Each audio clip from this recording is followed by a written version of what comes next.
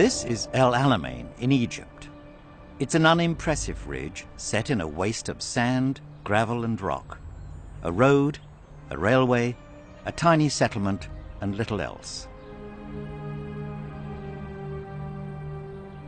It was here that British troops, for the first time in World War II, showed that they could decisively beat the Germans, although victory was achieved only after a monumental tactical struggle between Field Marshal Rommel and General Montgomery.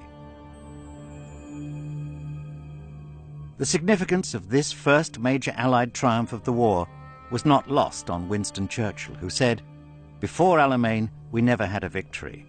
After Alamein, we never had a defeat."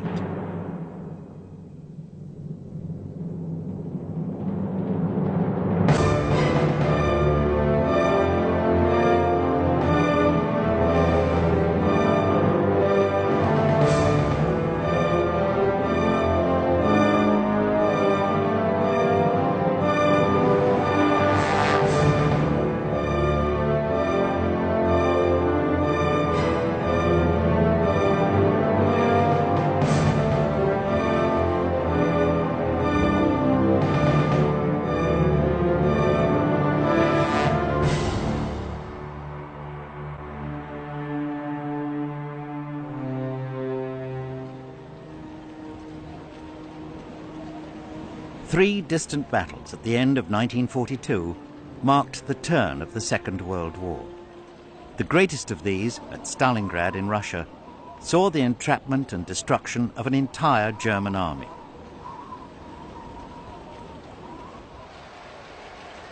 At El Alamein, the numbers involved were far smaller, and the German force was not destroyed.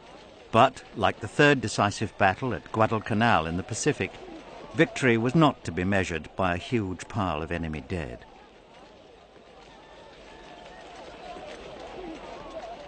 El Alamein was crucial simply because it was, at last, a victory, something that British forces had hitherto been unable to achieve.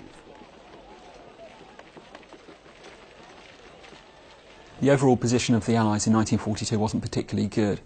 The Germans were on something of a roll. They'd done extremely well in defeating France in the Low Countries in just 6 weeks in 1940. They were, up until the middle of 1942, quite successful in their invasion of the Soviet Union. And also the Allies had been put back in North Africa to an extent that they were really worried whether they could actually hold on to that important part of the southern Mediterranean. There was still a possibility that the Axis powers could pull off a series of strategic-level victories, possibly knock the British Empire out of the war, not Britain, but large parts of the Empire out of the war, and quite possibly knock the Soviet Union out of the war. Between 1940 and 1942, Britain and her Commonwealth poured all the men and war material they could spare into North Africa. For Hitler, North Africa was really a sideshow, but for Churchill, it was a deadly contest, pitting the best of British troops against the enemy. North Africa was so important to Churchill and to Britain because of the traditional links with Empire, with India, as a staging route for aircraft, but more importantly, because it was the only land theatre of war that we had against Germany. If they were going to fight their primary enemy at this stage, the only place they could do that was in North Africa. For the Germans, there could be no question of refocusing their strategy in the general direction of Africa before a decisive victory of some sort had been achieved in the Soviet Union. But for all the British efforts in North Africa, results were disappointing and a wearisome game of long-distance military seesaw developed. The first moves came in December 1940, when a small British force chased a much larger Italian army back 500 miles from the Egyptian border to El Aghila.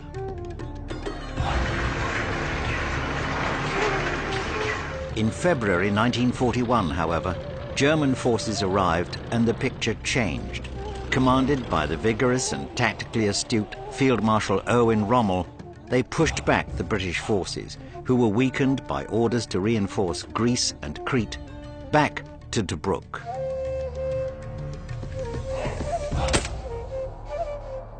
Rommel was that marvellous, innovative improviser. He was a superb trainer and he was a superb commander who led from the front.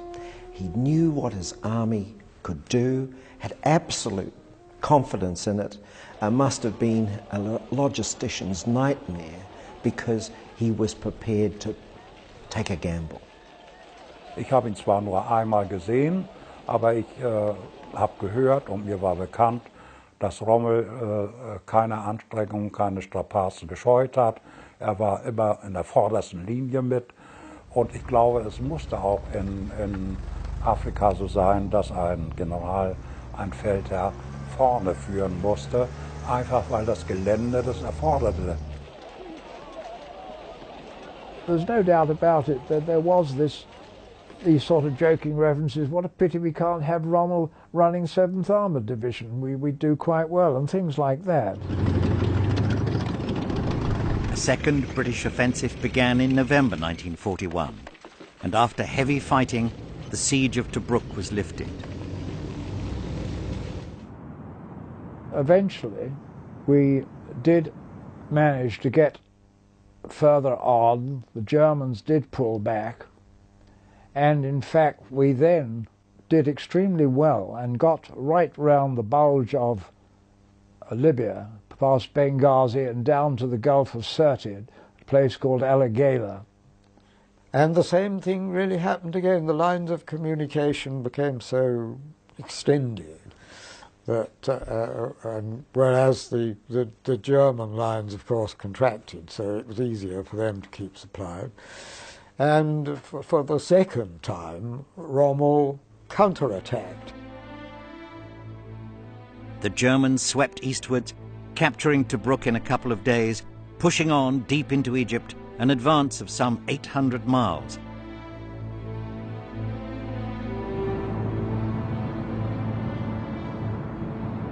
When the German forces finally drew breath and paused in July, they were utterly exhausted and short of fuel, food and water.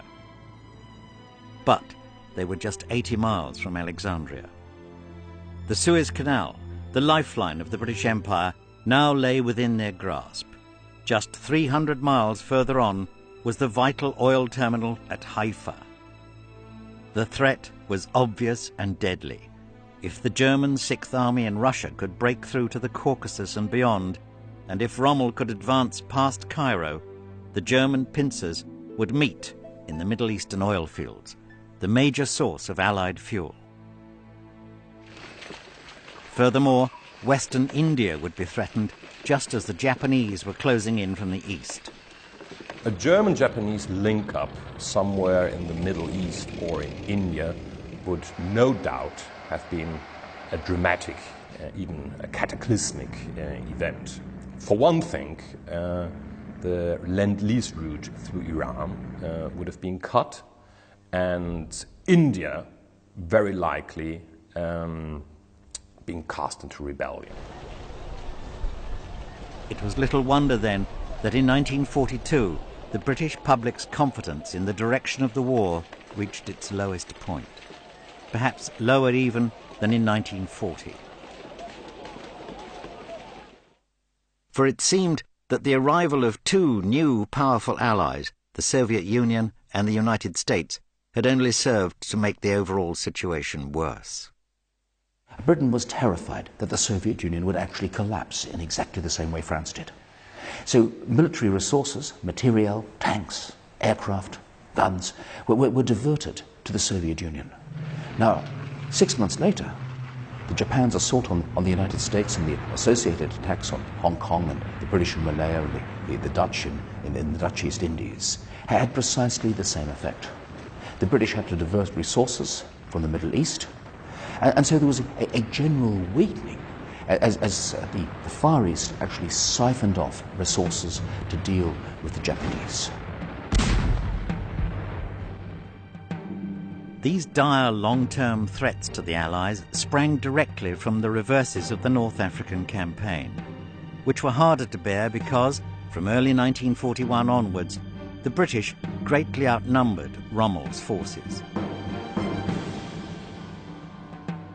At the crucial Battle of Gazala in December 1941, the British fielded more than 500 tanks. Rommel was able to call on half that number, and only half of those were German. With little more than 100 tanks, Rommel destroyed more than 400 British armoured vehicles. There was also an alarming discrepancy between British and German losses.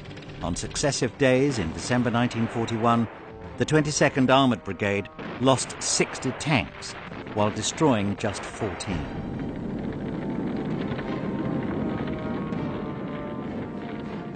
There were three main reasons for the British Army's lack of success in Africa during the early years of the war. Firstly, German tanks were superior in design to their British counterparts. Secondly, the Germans had developed battlefield tactics that took full advantage of their tanks' greater abilities. Last but not least was the bold leadership of Rommel, the Desert Fox, at the head of a thoroughly professional army that had inflicted defeat upon a succession of British generals before 1942.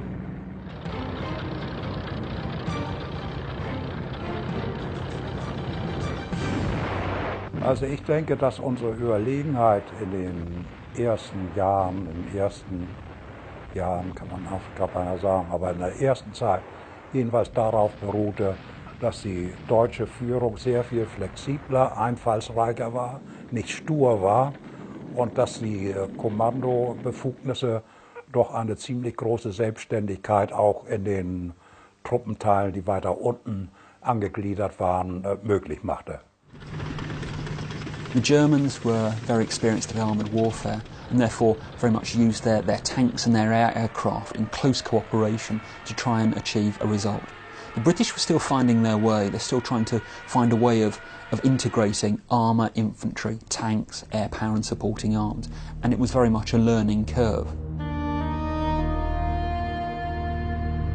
Of course, the conditions in which the North African campaign was fought were like no other theatre of battle in the Second World War.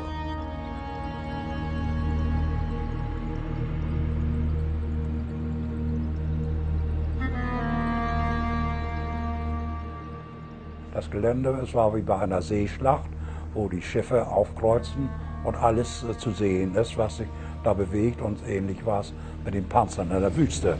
Das war auch so eine Art Seeschlacht.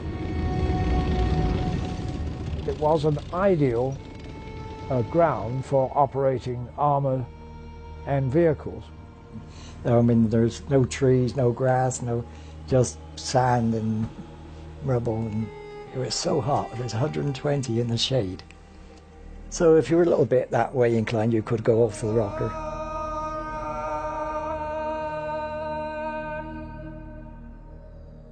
The difficulties with fighting a war in the desert were the fact that you had the heat, you had the lack of water, and the dust, the sand, the stones created their own problems because wear and tear on tyres, on vehicles, dust in the weapons. And so after a time, men inevitably broke down.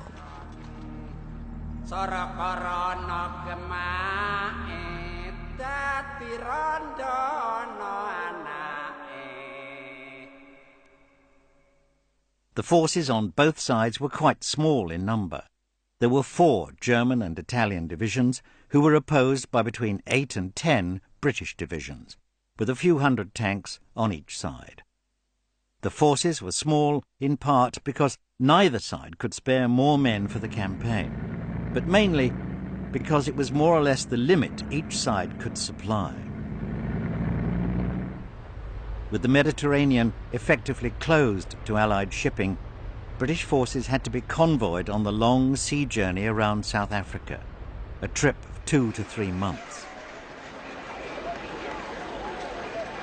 The Germans had a shorter supply line across the Mediterranean from Italy, though this was still a journey of some several hundred miles that was vulnerable to air and sea attack from Malta.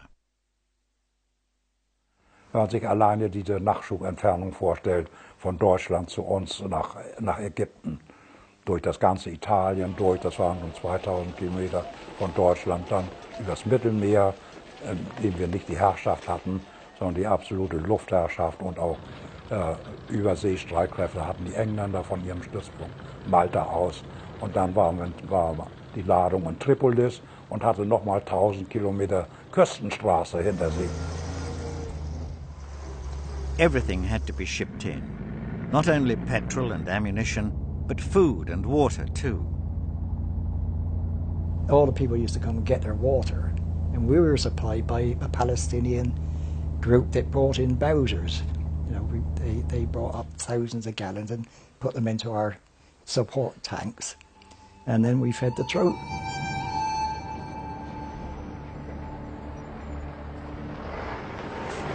The supply difficulties in part explain the North African seesaw pattern of advance and retreat. It was like pulling a rubber band. The British would advance as far as Benghazi. The rubber band, which was the supply line, would be stretched as far as it could go, and then almost by its own volition pull them back as soon as some German pressure was applied. And the reverse happened for the Germans. The retreating army grew stronger as the position of the pursuing forces grew weaker.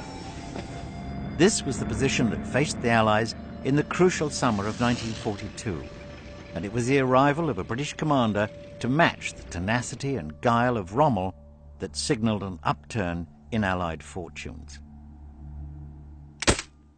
Montgomery could probably best described as a very excellent trainer of men, very stubborn to the point of bloody-mindedness, and not easily intimidated. Montgomery projected an image, it was a very carefully constructed image, of a general who was a meticulous planner. He was calm, he was unflappable, and he used to boast about the fact that when a battle started, he would actually turn in and go to sleep, because the fighting was as good as over as soon as Montgomery had instructed his subordinate commanders. Where Rommel was bold, however, Montgomery was cautious. He knew the limitations of his army. It was perhaps his great achievement in the war that, in North Africa and later in Europe, he fought to the strength of his country's brave but limited citizen armies. The strengths of 8th Army were that it had fought together for a number of years. It was made up of very strong divisions that were loyal to their commander, would follow out the commander's orders, would fight until they dropped, and also had a great deal of pride in what they were fighting for. They were good, veteran, professional, well-trained troops. Yet under its first commanders, particularly Auchinleck, it never reached its potential. It never had that person that could bind it and make it something bigger than the sum of its component parts, until it got Montgomery. Montgomery demonstrated his considerable leadership skills during the first battle he commanded against the Afrika Corps at Al-Halfa in August 1942, sometimes called the First Battle of El Alamein. When Montgomery took over the 8th Army, he judged it incapable of offensive operations. It needed rest, retraining, and resupply. So he made a virtue of necessity, deciding that when Rommel attacked again, the 8th Army would stand entirely on the defensive to repel him. Undoubtedly, at the time that Montgomery came out there, morale was very poor. I mean, it's documented there were all sorts of plans of people sort of evacuating and all that sort of thing. And then Monty came out and more or less said there will be no retreat. We stand here and fight, and if necessary, we die. This tactic was possible because El Alamein was one place where Rommel could not use his favourite manoeuvre, a long outflanking hook southward into the desert and then around and behind the British positions. Rommel's outflanking maneuver was very much in keeping with the tradition of German maneuver warfare, which, whenever possible, sought to outflank the enemy instead of seeking a head-on clash. Due to the geography of the North African theater, this always meant that it had to be a right hook. Even so, surprisingly enough, he achieved some complete and utter surprise on the enemy side with this on a number of occasions, all the way up to First El Alamein. 40 miles south of El Alamein lay a great sea of impassable soft sand, the Katara Depression. Movement across it was impossible. Rommel's hook this time would have to be shorter and therefore easier to defend, and in the centre of the British line.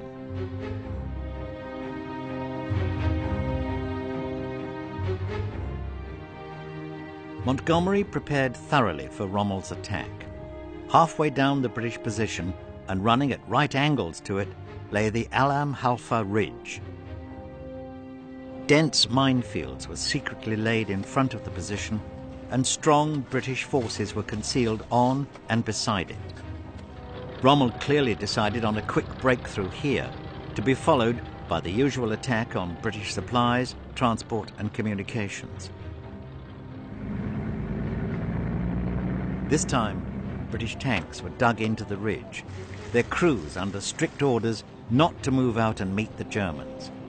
Montgomery knew that such a move would provide Rommel with the mobile battle at which he excelled, and would inevitably lead to the destruction of the British armour. The life expectancy of tank crews was pretty poor because our tanks were so inferior to the German tanks. We never had parity with the German tanks. And the other, of course, the other thing which killed our tanks more than almost anything else was their anti-tank guns, their ground guns. Rommel thrust against the south of the British positions, employing the cream of his army, the 21st and 15th Panzer Divisions with the 90th Light and the Italian Brescia Divisions for infantry support. Encountering dense minefields and strong resistance along the Alam Halfa Ridge, they tried to find a gap between it and the New Zealand Division, but their repeated attacks met with determined resistance.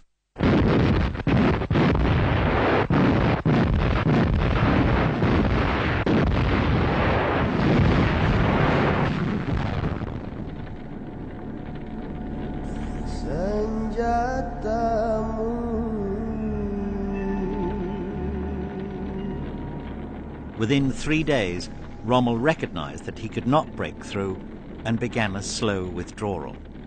By the 7th of September 1942, all fighting in the area had ended.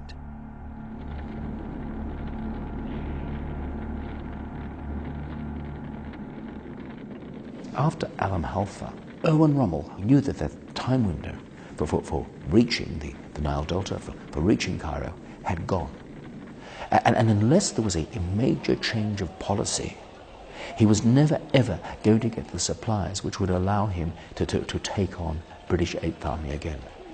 Basically, the Axis forces were now looking at a static situation, and the initiative had now passed to the British.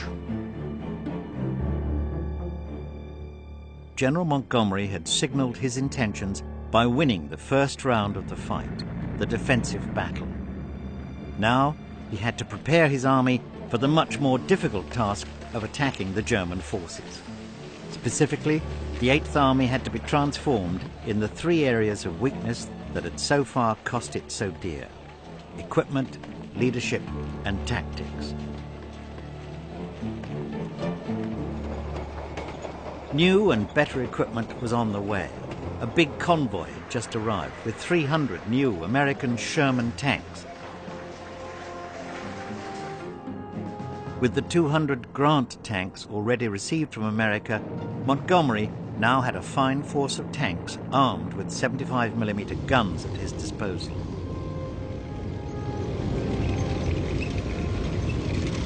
Hundreds of the new 6-pounder anti-tank guns also arrived to replace the inadequate 2-pounders. Also vital to the cause was the Allies' ever-increasing superiority in air power.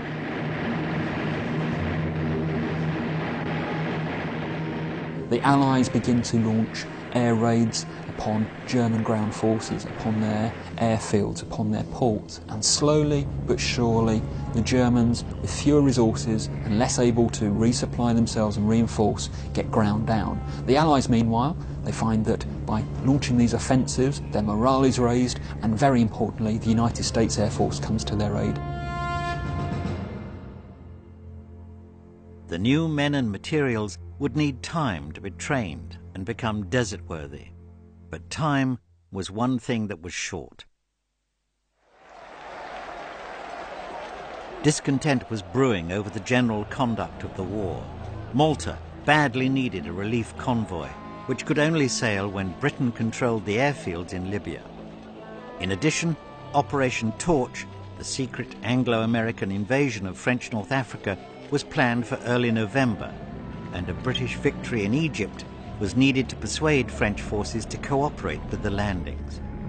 Montgomery, though, would not be moved by Churchill's insistence that an early attack be made. Here was a leader who knew his own mind and was confident of outright victory.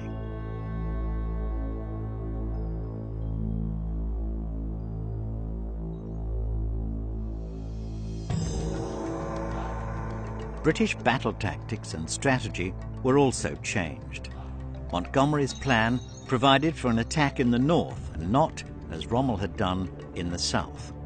Although the north was more heavily defended, Montgomery planned to avoid a risky battle of manoeuvre which the British Army was not yet capable of winning, and the north, with the coastal road, was the key to the breakthrough that would be fatal for Rommel.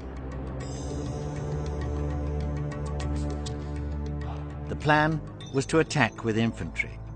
The assault would be made at night, but under the light of a full moon, and the troops were ordered to pierce the German defences, which were several miles deep in places, and then wait for tanks to follow them in. The tanks would begin their attack a few hours after the infantry, with sappers clearing lanes for them in the deep German minefields. Upon linking up with the infantry, they would position themselves on ground of their own choosing, as Montgomery's order put it, to repel the inevitable German tank counterattack. From here, they were to give cover to their own infantry as they proceeded to crumble away the German defences, which would allow more British forces through. Montgomery was essentially engaging in a good late First World War bite and hold operation. He was not going to try for an initial breakthrough. This came straight from 1917 and 1918. We were reverting to a kind of battle that we understood. Elaborate deceptions were carried out to convince Rommel that the British attack would be made to the south of El Alamein. Our job, the 7th Armoured Division job, was to act as a feint attack down in the south. We saw these large numbers of dummy tanks which our people were dotting about all over the place, most elaborate camouflaged formations were brought up and put in position overnight. Dummy water pipelines were put in position, all with the idea of defeating the German reconnaissance planes. Despite these careful preparations, Montgomery expected some 10,000 British casualties and a battle that would last a week. But he also hoped, in his own words, to hit Rommel for 6 right out of Africa.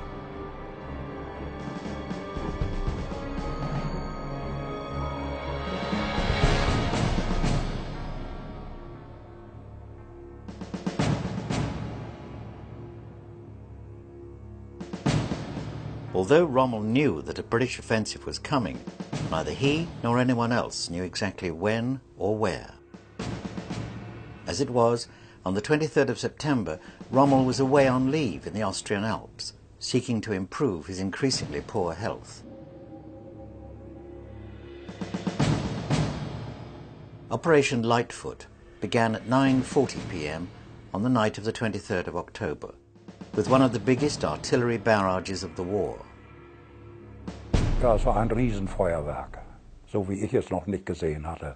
Es war noch nicht ganz hell und es war eine einzige Blitz- und Rauchwand vor uns.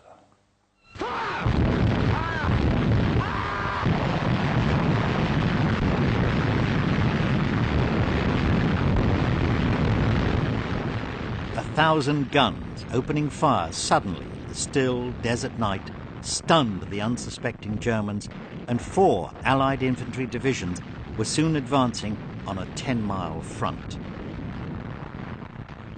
The primary offensive force that Montgomery used at El Alamein was 30 Corps, and starting at the coast and working inland you had Mooreshead's 9th Australian Division, a superb veteran division.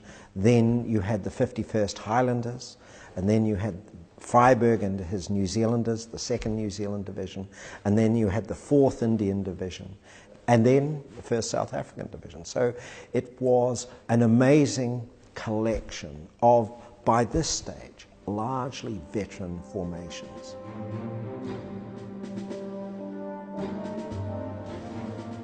The advance faltered as they penetrated the main German line of defence, a series of interlocking gun pits and foxholes defended by machine guns, a nightmare to attack through the thick minefields. In bitter and confused fighting, 2 of the divisions, the Australian and New Zealand, reached their objectives, but the other 2 stopped well short, unsure of their positions, confused by the night and the featureless desert. As dawn approached, the troops decided to dig in to await the arrival of their covering tanks.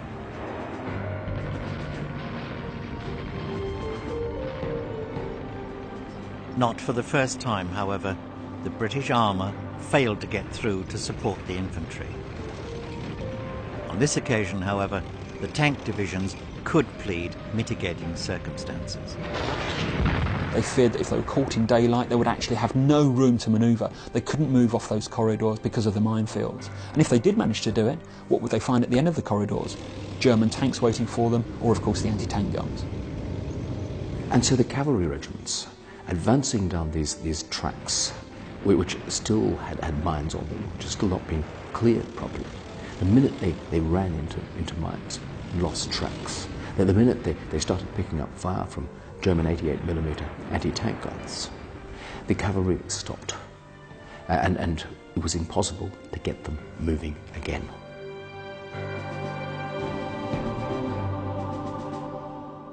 Although Montgomery was very angry, he changed the plan, knowing from his First World War experience the rapidly diminishing value of repeated attacks on the same objective. The 4 infantry divisions who'd taken the brunt of the fighting and the casualties so far were rested. The new plan called for the 1st Armoured Division to attack by itself on a much narrower front towards a low hill named Kidney Ridge. By using its own infantry brigades together with its tanks, it was hoped some of the confusion of the earlier fighting might be avoided.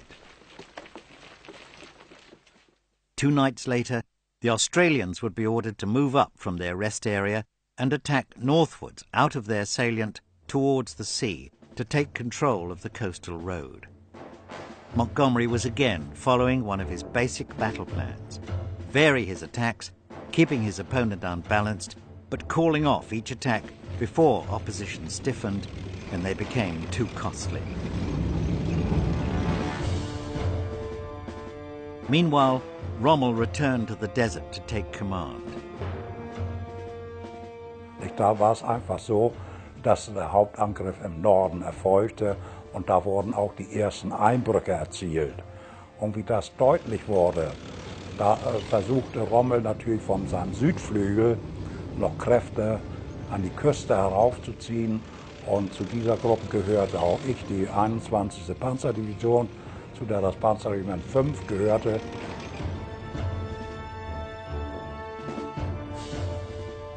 Rommel immediately moved his 21st Panzer Division up from the south and launched it together with 15th Panzer and 2 Italian infantry divisions at the British. A ferocious battle developed around Kidney Ridge, during which dug-in British tanks were able to maul the German armour for the very first time in battle.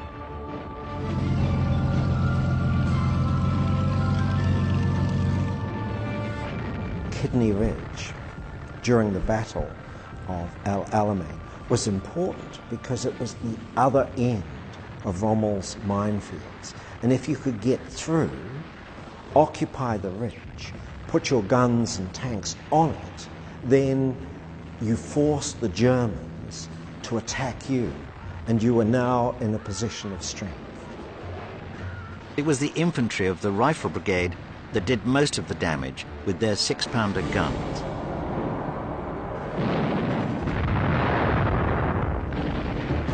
The battlefield is a mass of flaming wrecks. They've probably destroyed at least 70 German tanks and self-propelled guns and many more vehicles. And it was an absolutely outstanding operation in very trying circumstances, during the midday sun, with the dead and the wounded screaming for help, a lack of ammunition, a lack of water, and they are eventually relieved. On schedule, the Australians put in their attack 2 nights later, 4 miles north of Kidney Ridge, stretching the German defences once more and forcing Rommel to commit his last trusted formation, the 90th Light Division, to contain them.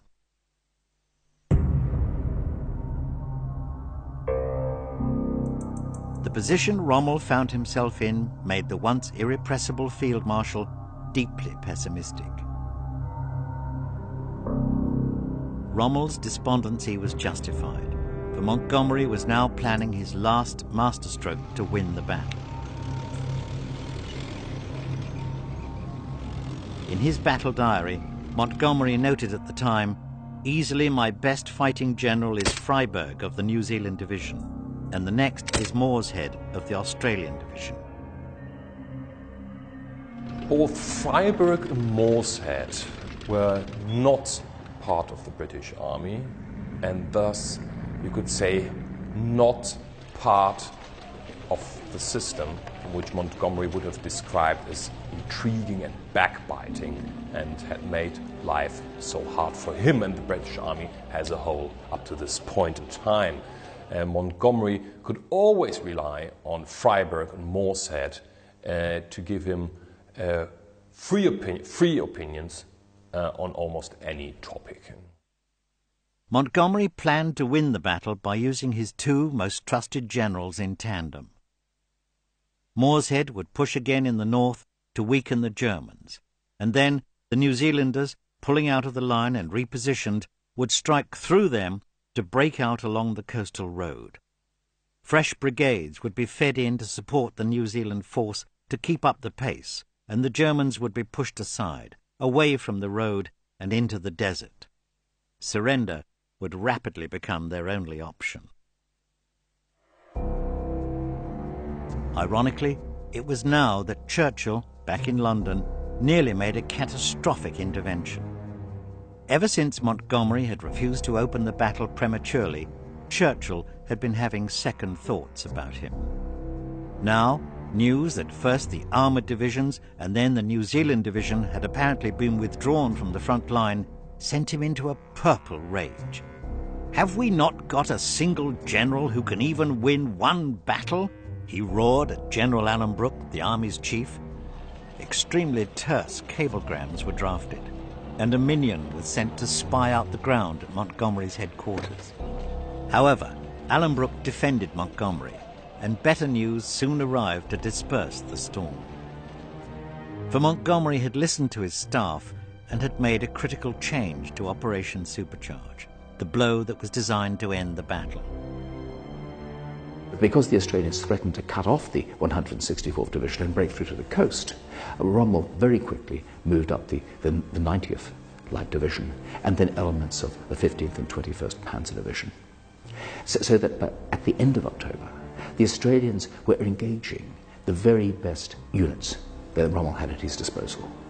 And it was at this point that Montgomery realized that because the Australians had attracted upon themselves so much of the Afrika Corps, so much of Rommel's reserves, that he could revert to a modified plan, which would essentially be a breakout further south, where the German reserve was no longer in position.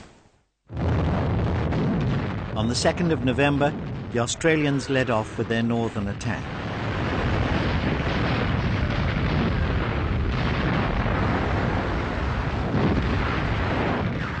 Then the main blow followed from the New Zealanders, augmented by British infantry and armoured brigades.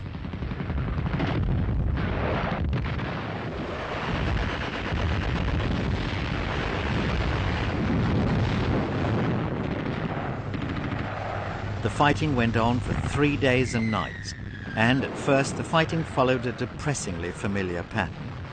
The infantry got forward, but most of the supporting tanks did not, with the notable exception of the 9th Armoured Brigade, which stuck to the infantry despite repeated German attacks and lost 70 of its 94 tanks.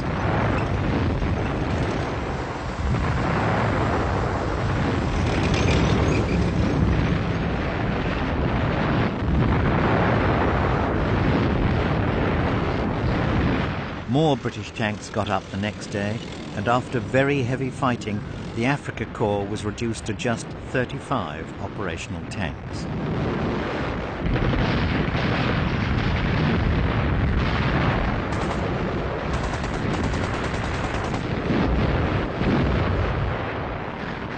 On the 3rd of November, Rommel sent a signal to Hitler announcing his intention to save the remainder of his army by retreating.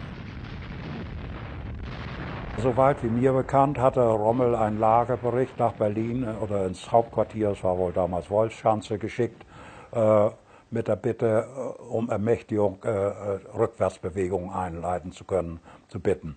Diese Bitte wurde abgelehnt. Daraufhin sagte Rommel, schön, also ich bin Soldat, ich muss gehorchen. In the event, the order had little effect. Most of the Afrika Corps was now fighting only to find a way to escape. The final breakthrough came on the 4th of November in the southwest of the great salient created by Operation Supercharge, when the German and Italian forces made a shambolic retreat to the west. They left behind them all the evidence of a decisive British victory.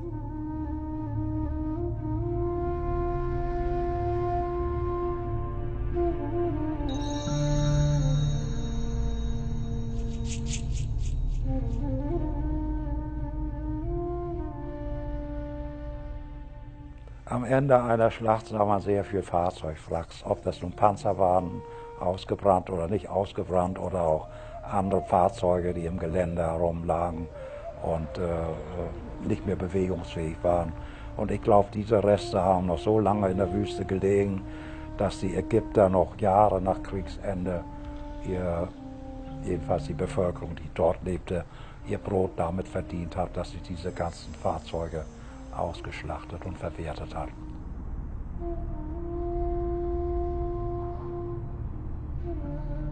Of the 100,000 men of the Afrika Corps, half had been killed, wounded or captured. Rommel was incapable of mounting any coherent defence until he had retreated westwards for 1,500 miles, out of Egypt and almost out of Libya.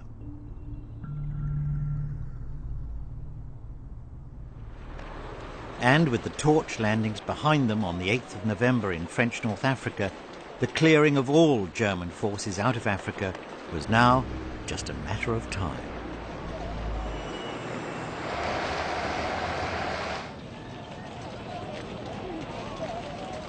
The Battle of El Alamein was a turning point in the war, a watershed beyond all doubt. A watershed in terms of civilian morale. The Battle of El Alamein saw a new great focus for British attention. It was the 8th Army, it was General Montgomery that achieved this glorious victory. Okay, hadn't completely defeated Rommel, but had really slapped him round the face and put him back on his heels. The desert rats, as they said in the newspapers, were now nibbling at Rommel's heels.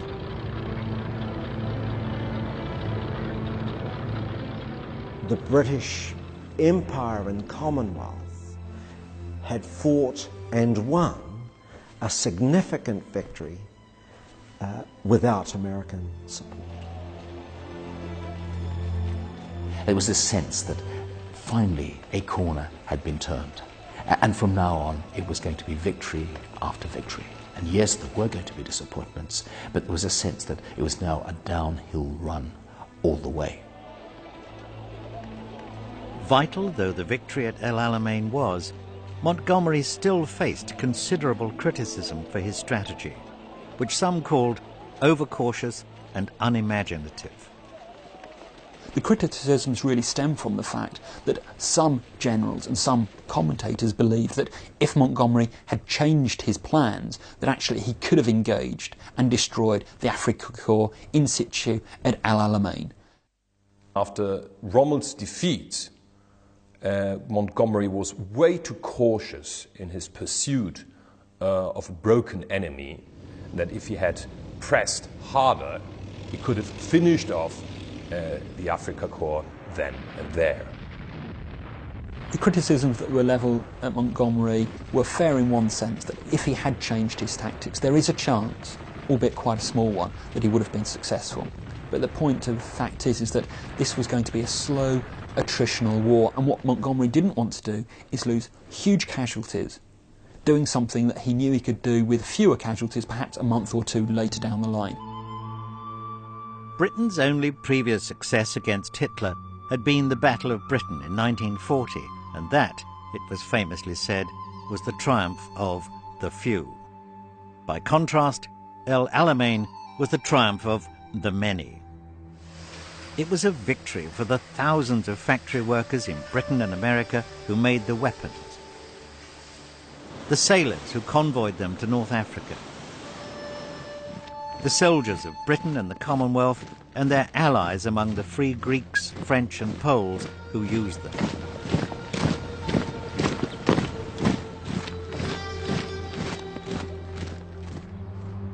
Late in his life, Montgomery revisited the battlefield which made his reputation and gave him his title.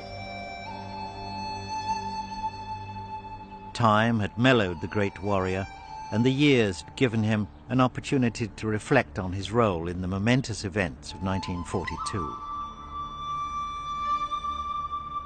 When offered the opportunity to view the Italian and German cemeteries, he shook his head. "I think," he said, as he walked down the long, orderly rows of white British crosses, "I've been responsible for enough deaths without seeing those too." If you have enjoyed this audio documentary on the Second World War, click here for a look at another decisive battle. Thanks for watching.